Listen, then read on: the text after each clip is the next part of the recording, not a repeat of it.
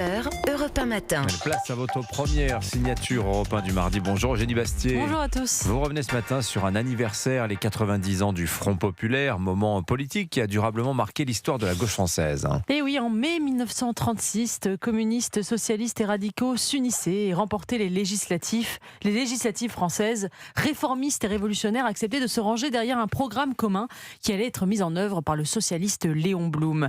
Le carburant de cette union, c'était la lutte contre le fascisme.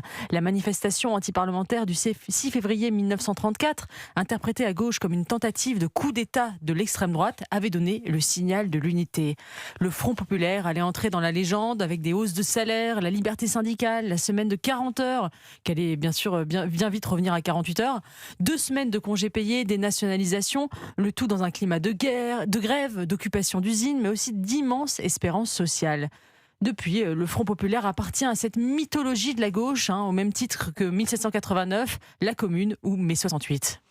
Au point que certains imaginent aujourd'hui pouvoir rééditer l'exploit de 1936. Oui, on dit souvent que les réactionnaires sont tournés vers le passé. Mais en France, une bonne partie de la gauche l'est aussi. Elle regarde avec nostalgie le printemps 1936, comme si l'histoire pouvait repasser les plats. D'ailleurs, vous vous en souvenez, l'alliance électorale conclue en juin 2024 entre LFI, le Parti Socialiste, les écologistes et le Parti Communiste fut baptisée Nouveau Front Populaire.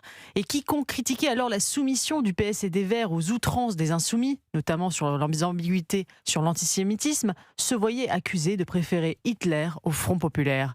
Aujourd'hui encore, ceux qui rêvent d'une primaire pour désigner un candidat unique à la prochaine présidentielle ont intitulé leur démarche Front Populaire 2027, comme si l'union de la gauche à elle seule suffisait à recréer l'élan de 1936. Ah oui, seulement la France d'aujourd'hui n'est pas tout à fait la même qu'à l'époque. Qu'est-ce qui a changé depuis 1936, Eugénie ? Presque tout. En 1936, l'espérance de vie d'un Français était de 56 ans. On travaillait 6 jours sur 7. Les congés payés n'existaient pas jusqu'à cette fameuse réforme. La sécurité sociale non plus, ni la retraite par répartition. 90 ans plus tard, la France n'est plus un pays de prolétaires sans vacances. C'est un pays qui vit largement au-dessus de ses moyens, qui accumule les déficits, qui dépense plus qu'il ne produit et qui semble incapable de regarder sa situation en face. Et pourtant, la gauche française ne semble pas prête à cet examen de conscience.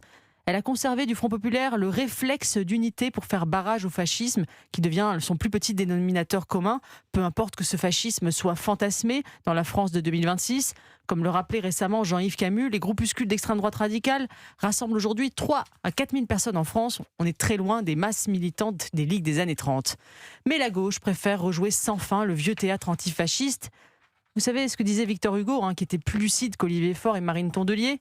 Premier problème, produire la richesse. Deuxième problème, la répartir.